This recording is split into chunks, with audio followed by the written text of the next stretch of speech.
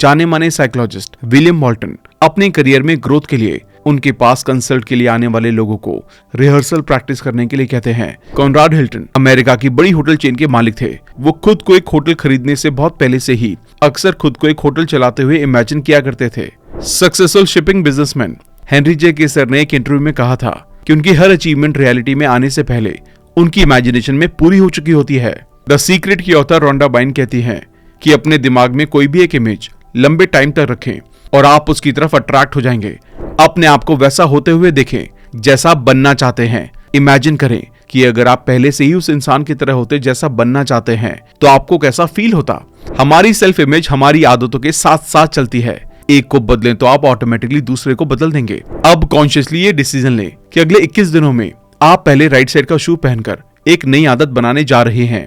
आप ये उम्मीद ना करें कि हर कोई आपसे प्यार करेगा, बल्कि इस फैक्ट को मान लें कि आप जितने भी अच्छे बन जाएं, कुछ लोग आपको पसंद करेंगे और कुछ लोग पसंद नहीं करेंगे। विलियम जेम्स कहते हैं, मुश्किल टाइम में सक्सेसफुल लोगों का एटीट्यूड डरने या भागने की बजाय सामना करने का होता है। अगर आप ऐसा कर सकते हैं तो मुश्किल टाइम खुद एक मोटिवेशन की तरह काम करने लगता है। हमारा माइंड रियल एक्सपीरियंस और इमेजिन करते हुए जो हम एक्सपीरियंस करते हैं उनमें डिफरेंस नहीं कर पाता। इसलिए जब आप पॉसिबिलिटीज या मनचाही चीज के बारे में सोचते हैं और ऐसा फील करते हैं जैसे वो सच में मिल गई है, तो हमारा माइंड ऐसी सिचुएशन और लोगों को अट्रैक्ट करना शुरू कर देता है जो उसे सच बना सके। हेलो दोस्तों, रीडर बुक्स क्लब में आपका फिर से स्वागत है। आज हम बात करने वाले हैं साइको साइबरनेटिक्स बुक के बारे में, जिसे मैक्सवेल मेल्स ने लिखा है। साइबरनेटिक्स का मतलब है एक ऐसा नाविक जो अपने जहाज को पोर्ट तक ले जाता है। साइको साइबरनेटिक्स वर्ड को ऑथर ने इन्वेंट किया, जिसका मतलब है अपने दिमाग को एक प्रोडक्टिव और यूजफुल गोल की तरफ ले जाना, ताकि आप दुनिया के सबसे बड़े पोर्ट यानी कि मन की शांति तक पहुंच सकें। इससे पहले कि माइंड अच्छी तरह से काम करे, हमें उन रिजल्ट के बारे में एक क्लियर इमेज डेवलप करनी होगी जिन तक हम पहुंचने की उम्मीद करते हैं। टोनी रॉबिन्स कहते हैं कि जब दिमाग के पास एक स्पेसिफिक गोल होता है तो वो डिस्ट्रैक्शन के बावजूद उस गोल तक पहुंचने पर बार बार फोकस कर सकता है और आपको एंड में सक्सेस तक ले जा सकता है। ऑथर ने कई लोगों पर की गई स्टडी से पाया कि सेल्फ इमेज हमारे सक्सेस या फेलियर बनने में इंपॉर्टेंट रोल प्ले करती है। इसलिए इसे ठीक से मैनेज करना और पॉजिटिव सेल्फ इमेज डेवलप करना जरूरी है। इस बुक समरी में आप ऐसा करने की प्रैक्टिकल टेक्निक्स को जानेंगे, लेकिन ये सब आप तभी जान पाएंगे जब आप इस वीडियो को एंड तक देखेंगे। और अगर आप हमारे चैनल पर पहली बार आए हैं तो चैनल को सब्सक्राइब करना ना भूलें। हमारा चैनल यूट्यूब के बेस्ट समरी चैनल में से एक है। हमारी वीडियोस कभी कभी थोड़ी लंबी हो सकती है क्योंकि हम बुक और कंटेंट की क्वालिटी पर कभी भी कॉम्प्रोमाइज नहीं करते। इसलिए चैनल को सब्सक्राइब और बेल आइकन को प्रेस जरूर कर दें। तो चलिए फिर शुरू करते हैं। सक्सेस मैकेनिज्म की फर्स्ट की, इमेजिनेशन। अपनी book how to make $25,000 every year में चार्ल्स रोथ बताते हैं कि कैसे सेल्समैन के ग्रुप ने एक नया आइडिया ट्राई किया और उनकी सेल्स 100% तक बढ़ गई। यानी कि पिछले साल जो सेल 12 लाख की हुई थी वो बढ़कर सीधे 24 लाख की हो गई। इस आइडिया का नाम है रोल प्लेइंग। रोल प्लेइंग बस अलग अलग कस्टमर के साथ अलग अलग सिचुएशन में प्रोडक्ट सेल करते हुए खुद को इमेजिन करने का तरीका है। जैसे कस्टमर से क्या बोलेंगे, उनके सवाल या ऑब्जेक्शंस को कैसे हैंडल करेंगे। इस तरह अगर आप हमेशा ये जानते हैं कि कस्टमर जो कह रहा है उसका रिप्लाई कैसे करना है, या उसके सवालों का जवाब कैसे देना है, या ऑब्जेक्शन को कैसे हैंडल करना है, तो आप आसानी से सेल्स को क्लोज कर सकते हैं। ये तरीका आप अपनी लाइफ के दूसरे एस्पेक्ट पर भी अपना सकते हैं। जाने माने साइकोलॉजिस्ट विलियम मॉल्टन अपने करियर में ग्रोथ के लिए उनके पास कंसल्ट के लिए आने वाले लोगों को रिहर्सल प्रैक्टिस करने के लिए कहते हैं कि अगर आपको कोई जॉब इंटरव्यू देना है तो अच्छे इंटरव्यू को पहले से ही इमेजिन कर लें। अपने मन में उन सभी अलग अलग सवालों के बारे में सोचें जो आपसे पूछे जा सकते हैं। उस टाइम आप जो जवाब देने जा रहे हैं उसके बारे में सोचें। फिर इंटरव्यू को अपने मन में दोहराएं। भले ही आपकी इमेजिनेशन में पूछा गया कोई भी सवाल इंटरव्यू में ना पूछा जाए, फिर भी रिहर्सल प्रैक्टिस आपके इंटरव्यू पर एक पॉजिटिव इफेक्ट डालेगी, क्योंकि इससे हमें कॉन्फिडेंस मिलता है। और भले ही जो आपने इमेजिनेशन में प्रैक्टिस किया हो उसे वैसे के वैसे रियल लाइफ में कॉपी पेस्ट ना करें, लेकिन रिहर्सल प्रैक्टिस आपको बिना सोचे समझे और जिस भी सिचुएशन में आप खुद को पाते हैं उस पर पीसफुली अच्छे से रिस्पॉन्ड करने में हेल्प करेगी। सक्सेसफुल लोगों में शुरुआत से ही सक्सेस हासिल करने के लिए अपने माइंड में सक्सेसफुल होने की पिक्चर बनाने की आदत होती है।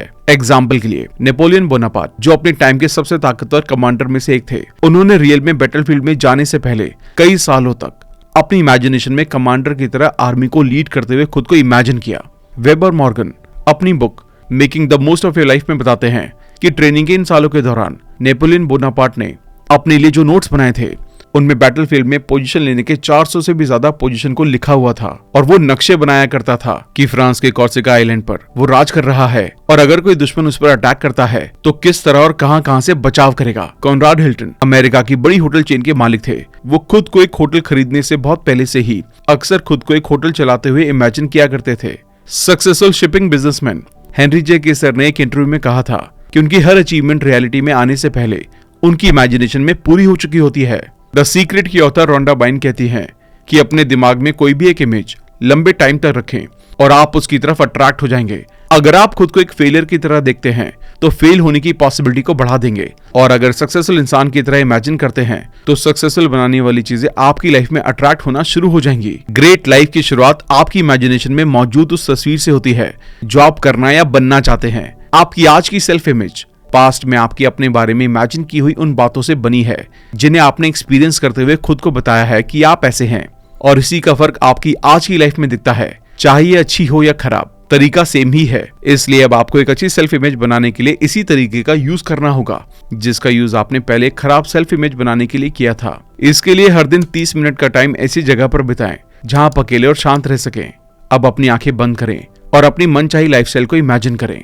इससे कोई फर्क नहीं पड़ता है कि आपने कल कैसा काम किया और आपको ये विश्वास दिलाने की कोशिश करने की भी जरूरत नहीं है कि आप आने वाले कल में अच्छे तरीके से काम करेंगे। बस अपने मनचाहे तरीके से काम करते हुए, इमेजिन करते हुए प्रैक्टिस करते रहें। अगर आप प्रैक्टिस करते रहेंगे तो ये फीलिंग आपके नर्वस सिस्टम से जुड़ जाएगी और फिर आपका नर्वस सिस्टम उस टाइम पर खुद ही इसका ध्यान रखेगा। अपने आप को वैसा होते हुए देखें जैसा आप बनना चाहते हैं। इमेजिन करें कि अगर आप पहले से ही उस इंसान की तरह होते जैसा बनना चाहते हैं तो आपको कैसा फील होता। अगर आप शाय हैं तो अपने आप को लोगों के बीच कंफर्टेबल होकर कॉन्फिडेंस से बात करते हुए और घूमते हुए देखें और अच्छा फील करें। अगर आप कभी कभी डरा हुआ फील करते हैं तो अपने आप को कॉन्फिडेंस और हिम्मत के साथ काम करते हुए देखें। ये प्रैक्टिस आपके माइंड और नर्वस सिस्टम में नई मेमोरीज कलेक्ट करेगी जो आपके दिमाग में खुद की एक अच्छी इमेज बनाएंगी। कुछ टाइम तक इसकी प्रैक्टिस करने के बाद आप ये जानकर हैरान हो जाएंगे कि आप अलग तरह से काम कर रहे हैं और कई बार ऑटोमेटिक वैसा ही काम हो रहा है जैसा आपने सोचा था और आप ऑटोमेटिकली अपने बारे में पॉजिटिव सोच रहे हैं। अब आपको ऐसी हैबिट एक्वायर करनी होगी जो खुशी देती है। इंसान एक गोल सीकिंग क्रिएचर है। हम कुछ भी खुशी के साथ तभी करते हैं जब किसी अच्छे गोल की तरफ जा रहे हों या किसी मनचाही चीज को पाने की कोशिश में लगे हों। खुशी नेचुरल फंक्शन का एक हिस्सा है, इसलिए जब हम एक टारगेट सीकर की तरह काम कर रहे होते हैं तो सिचुएशन की परवाह किए बिना काफी खुश फील करते हैं। मेरा एक दोस्त इसलिए बहुत दुखी था क्योंकि उसे 2 लाख का नुकसान हो गया था, जबकि थॉमस एडिसन की लैब में एक बार आग लग गई और कुछ भी नहीं बचा। दुख की बात ये थी कि उनका इंश्योरेंस भी नहीं हुआ था। जब किसी ने पूछा कि अब तो आपका सब कुछ जल गया है, अब आप क्या करेंगे, एडिसन ने कहा, हम कल सुबह फिर से शुरू करेंगे। उन्होंने हिम्मत बनाए रखी और नुकसान के बावजूद वो अभी भी टारगेट ओरिएंटेड थे और क्योंकि उन्होंने टारगेट ओरिएंटेड वाला पॉजिटिव माइंडसेट बनाए रखा इसलिए वो दुखी नहीं हुए और एंड में एक सक्सेसफुल साइंटिस्ट और बिजनेसमैन बने। आज हम अपने घरों में जो लाइट और मीटर यूज करते हैं, इस तरह की 1000 से भी ज्यादा चीजें थॉमस एडिसन के नाम पर पेटेंटेड है, जिनसे उन्हें हर महीने करोड़ों की पैसिव इनकम होती है। साइकोलॉजी को मार्केटिंग की दुनिया में यूज करने वाले सबसे पहले साइकोलॉजिस्ट हैरी हॉलिंगवर्थ ने कहा है कि खुशी के लिए प्रॉब्लम और साथ ही एक ऐसे माइंडसेट की जरूरत होती है जो सॉल्यूशन के डायरेक्शन में एक्शन लेते हुए मुश्किलों का सामना करने के लिए तैयार हो। ऑथर के पास एक बार एक यंग सेल्समैन आया जो अपनी नाक को लेकर काफी परेशान था। दरअसल उसकी नाक नॉर्मल लोगों से थोड़ी बड़ी थी, इसलिए उसे ऐसा लगता था कि उसका बॉस इस वजह से उसका मजाक बनाता है और कस्टमर उसकी नाक को देखकर हंसते हैं।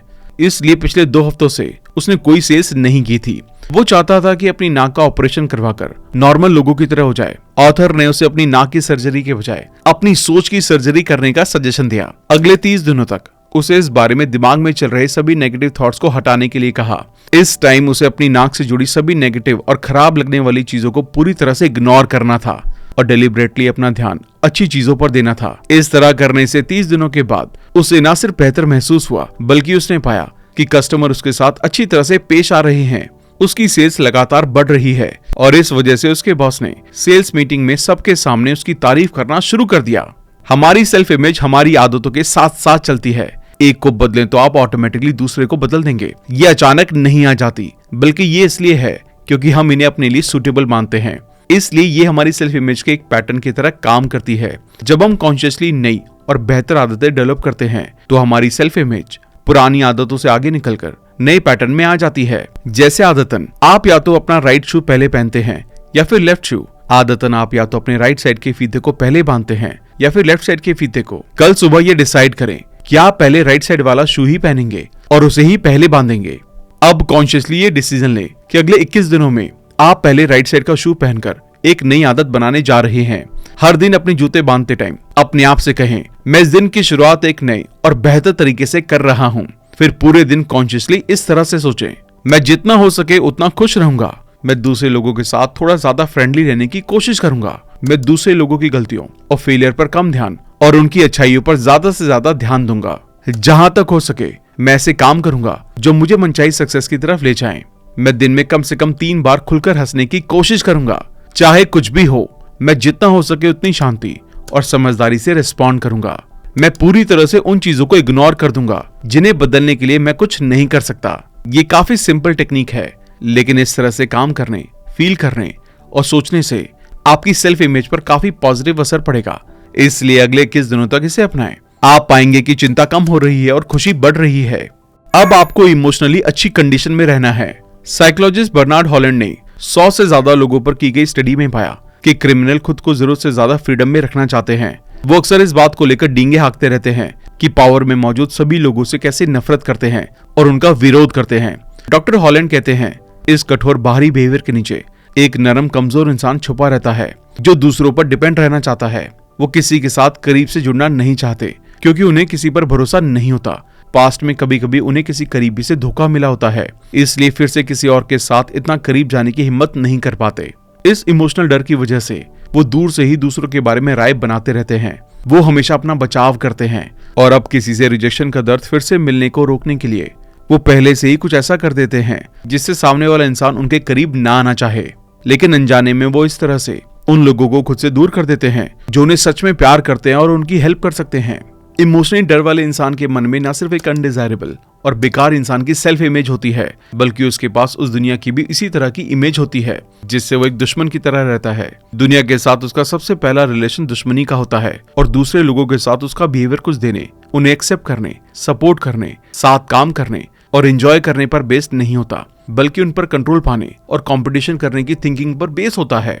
इसी वजह से वो ना तो सिर्फ दूसरों के लिए सेल्फलेस होकर कुछ कर सकता है और ना ही अपने लिए। इसका रिजल्ट ये होता है कि वो एंड में चिड़चिड़ा और अकेला रह जाता है। धीरे धीरे ये इमोशनल डर एक खराब सेल्फ इमेज को क्रिएट करने लगता है, जिससे हम लोगों के साथ मिलकर रहने के बजाय अपनी ही ईगो में रहना चालू कर देते हैं। ये माइंडसेट हमें खराब सेल्फ इमेज की तरफ ले जाता है, एक ऐसी सेल्फ इमेज जिसमें दूसरे लोग आपको पसंद नहीं करते। इसके अलावा इमोशनल डर आपको क्रिएटिव चीजें करने से रोकता है। इसके लिए ऐसे लोगों की तरह रहें जो इमोशनली स्ट्रांग है। इमोशनली स्ट्रांग लोगों में ये आदतें होती हैं। वो खुद को अपने आप को अपने फेवरेट काम करने के और मनपसंद लोगों के साथ अच्छी तरह रहने के काबिल मानते हैं। वो जैसे हैं खुद को वैसे ही एक्सेप्ट करते हैं और अच्छा मानते हैं। उनमें दूसरों के साथ यूनिटी में रहने की फीलिंग होती है।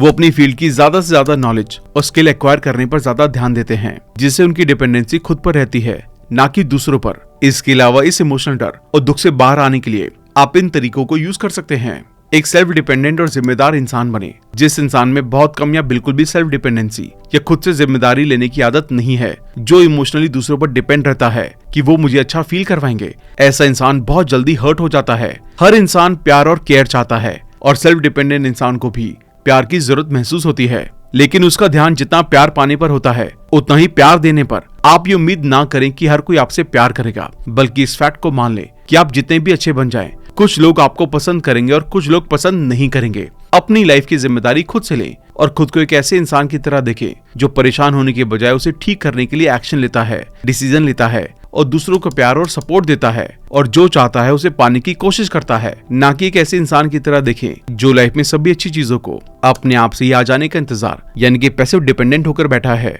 क्योंकि ये पैसिव डिपेंडेंट माइंडसेट का इंसान ही अपनी लाइफ दूसरे लोगों और सिचुएशन को सौंप देता है। उसे लगता है कि मुझे जो करना था कर दिया, अब दूसरे लोग मेरे लिए रिस्पेक्ट करने, तारीफ करने और प्यार करने के कर्जदार हैं। वो दूसरे लोगों पर फालतू की डिमांड्स और दावे करता है और जब वो पूरी नहीं होती तो ठगा हुआ, विक्टिम और इमोशनली हर्ट फील करता है। लेकिन रियलिटी में ऐसा पॉसिबल ही नहीं है, इसलिए वो इस इम्पॉसिबल फीलिंग को पाने के चक्कर में खुद को इमोशनली हर्ट होने के लिए ओपन छोड़ रहा है। इसलिए अपनी लाइफ और इमोशनल जरूरतों की जिम्मेदारी लें, दूसरे लोगों को सपोर्ट, प्यार, एक्सेप्टेंस, अंडरस्टैंडिंग देने की कोशिश करें और आप पाएंगे कि ये आपके पास वापस आ रही हैं। इमोशनल दुखों से दूर रहें। एक बार एक क्लाइंट ने ऑथर से पूछा था, अगर चोट लगने पर हमारी बॉडी में उस चोट या कट का निशान बन जाना नेचुरल और ऑटोमेटिक प्रोसेस है, यानी कि ये अपने आप होता है, तो जब एक प्लास्टिक सर्जन ऑपरेशन के लिए कट लगाता है तो इस तरह से निशान क्यों नहीं बनता? इसका जवाब ये है कि जब आपको अचानक से कोई चोट लगती है और कहीं कट लग जाता है और ये अपने आप ठीक हो जाता है, तो निशान इसलिए रह जाता है क्योंकि जब चोट लगती है तब और उसके बाद उस घाव में अंदर से स्ट्रेस या तनाव रहता है और घाव के ठीक नीचे की स्किन को अपनी तरफ पीछे खींचता है, जिससे चोट तो ठीक हो जाती है लेकिन उसका टेढ़ा मेढ़ा निशान रह जाता है। जबकि एक प्लास्टिक सर्जन जब ऑपरेशन करता है वो न सिर्फ स्किन को टांके के जरिए एक साथ खींचता है बल्कि वो स्किन के नीचे से भी थोड़ा थोड़ा मांस काटता है ताकि कोई स्ट्रेस ना रहे। इसलिए कट वाली जगह आसानी से ठीक भी हो जाती है और कोई टेढ़ा मेढ़ा निशान नहीं रहता, बस उस जगह हल्का सा निशान होता है। लेकिन मैं आपको क्यों बता रहा हूँ? इसलिए क्योंकि इमोशनल पेन के मामले में भी यही बात होती है। अगर आप किसी चीज को लेकर अंदर से स्ट्रेस हैं, तो उसके सामने इमोशनल पेन बढ़ जाएगा, जबकि अगर आप अंदर से उसको लेकर शांत और अच्छा फील कर रहे हैं तो उसके सामने आने पर भी आप नॉर्मली फील करेंगे। क्या आपने कभी नोटिस किया है जब आप फ्रस्ट्रेशन में, डरे हुए, गुस्से में या डिप्रेशन की वजह से स्ट्रेस फील कर रहे होते हैं तो अपनी फीलिंग को ठेस पहुंचाना या गुस्सा होना कितना आसान होता है? नॉर्मली जब कोई दोस्त आता है और कोई फनी बात करता है तो 10 में से 9 बार हम हंसते हैं और इसे फनी समझते हैं। हम इसके बारे में कुछ नहीं सोचते और बदले में एक अच्छी फीलिंग के साथ उस मजाक मस्ती में शामिल होते हैं। लेकिन आज के दिन ऐसा नहीं होता। आज उसी बात से हम सेल्फ डाउट, इनसिक्योरिटी और चिंता करने लगते हैं। हम उसी मजाक वाली बात को गलत तरीके से लेकर हर्ट हो जाते हैं और इस तरह एक इमोशनल पेन बनना शुरू हो जाता है। ये आसान सा एग्जाम्पल इस बात को बहुत अच्छी तरह से बताता है कि हम इमोशनली अच्छा या खराब दूसरे की बातों से नहीं बल्कि अपने माइंडसेट और रिस्पॉन्स से फील करते हैं। अब हमें अपनी प्रॉब्लम को अपॉर्चुनिटीज में बदलना सीखना होगा। किसी मुश्किल सिचुएशन में अच्छा परफॉर्म करके उसे एक अपॉर्चुनिटी में बदलने के लिए ये तरीके अपनाए जा सकते हैं। अपने गोल पर ध्यान रखें और सिचुएशन की रियलिटी को समझें। आइए इन्हें एक एक करके डिटेल में समझते हैं। अपने गोल पर ध्यान रखें। मुश्किलों के दौर में गोल ओरिएंटेड बने रहें। अपने ध्यान पॉजिटिव गोल पर बनाए रखें। मुश्किल सिचुएशन से भागने, छिपने और बचने की तरफ ना भटकें। विलियम जेम्स कहते हैं, मुश्किल टाइम में सक्सेसफुल लोगों का एटीट्यूड डरने या भागने की बजाय सामना करने का होता है। अगर आप ऐसा कर सकते हैं तो मुश्किल टाइम खुद एक मोटिवेशन की तरह काम करने लगता है, जो आपके गोल को पूरा करने में हेल्प करने के लिए एक्स्ट्रा पावर देने लगता है। इस टाइम हमारे अंदर एक ही फीलिंग काफी मजबूत होती है और वो है एक्साइटमेंट। ये हमारे डर, गुस्से या हिम्मत की तरह एक्सप्रेस होती है। अब डिपेंड आप पर करता है कि आप इसे किस डायरेक्शन में मोड़ते हैं। ये एनर्जी जिस तरफ फ्लो होगी हम उसी तरह के एक्शंस लेने लगते हैं और फिर रिजल्ट भी उसके अकॉर्डिंग ही मिलते हैं। ये उस टाइम के हमारे इनर गोल्स पर डिपेंड करता है कि आप अंदर से सक्सेसफुल होने के लिए तैयार हैं या मुश्किल से हार जाने के लिए। आप इससे बच नहीं सकते। या तो आप इसका यूज अपने फायदे के लिए करें या फिर ये आपका फायदा उठाएगी। अगर आपका इरादा या आपका माइंडसेट गोल ओरिएंटेड और आगे बढ़ना है, उस मुश्किल का ज्यादा से ज्यादा फायदा उठाना है और जीत हासिल करना है, तो प्रॉब्लम के बावजूद उस अपॉर्चुनिटी को पाने का एक्साइटमेंट आपको आगे बढ़ने के लिए ज्यादा हिम्मत और ताकत देगा। लेकिन अगर आप अपने मेन गोल को भूल जाते हैं और आपका मकसद रास्ते में आई मुश्किलों से भागने और उससे बचकर किसी तरह उससे पार पाने की कोशिश करना बन जाता है, तो भागने की फीलिंग आदत बन जाएगी। दूसरी चीज, सिचुएशन की रियलिटी को समझें। सोचे कि सबसे बुरा क्या हो सकता है। बहुत से लोगों में मुश्किल के टाइम नुकसान को बहुत बढ़ा चढ़ाकर देखने की आदत होती है। इस माइंडसेट में हम ये देखने की बिल्कुल भी कोशिश नहीं करते कि सिचुएशन सच में कैसी है, बल्कि बिना सोचे समझे इस तरह से रिस्पॉन्स करने लगते हैं जैसे कि हर नॉर्मल चैलेंज लाइफ या डेथ का मामला हो। ऐसे में ये देखें कि सबसे बुरा क्या हो सकता है। इस सबसे बुरी पॉसिबल सिचुएशन को सोचने के बाद इसका सामना करें। अपने आप को ये सोचने के लिए सॉलिड रीजन दें कि आखिरकार ये इतनी भयानक मुश्किल नहीं होगी। ऐसी चीजें तो लाइफ में होती रहती हैं। जब आप कुछ टाइम लगातार सबसे खराब पॉसिबिलिटी पर ध्यान देते रहेंगे और सच्चे विश्वास के साथ अपने आप से कहेंगे कि एंड में इससे कोई खास फर्क नहीं पड़ेगा, आप पाएंगे कि आपकी चिंता अपने आप काफी हद तक कम हो गई है। अगर एक बार में ऐसा फील नहीं होता तो दोबारा करें और बार बार करते रहें।